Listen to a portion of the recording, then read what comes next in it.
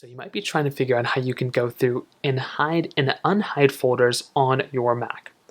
So it's actually very basic. It really doesn't take too much time at all.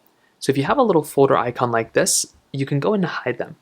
Number one, the first thing to keep in mind here though, is that you will have to open up your terminal. So go through and open up your terminal just like this.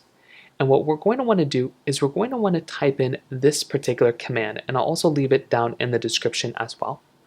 This command is going to basically say chflags space hidden space. So that is what you're going to start off with.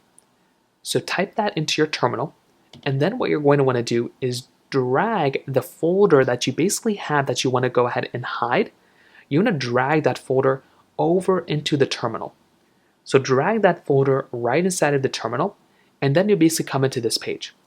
So if you go and basically have that path with chflags hidden, if you click enter, it's going to hide that folder. So you can see right now that folder is now hidden and it's no longer there. So if you want to go and bring that folder back up, what you want to go ahead and do is you want to go ahead and put in this command.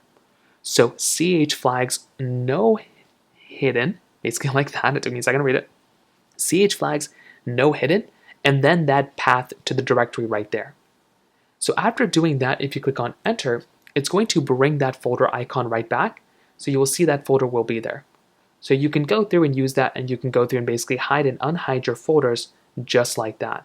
So that's how it's done. If you have any other thoughts or questions, please let me know in the comment section below. Hit the like button, that would mean so much, but definitely hit that subscribe button. More importantly than everything else, I love every single one of you guys. Hopefully I'll catch you guys in the next video. Peace out till then.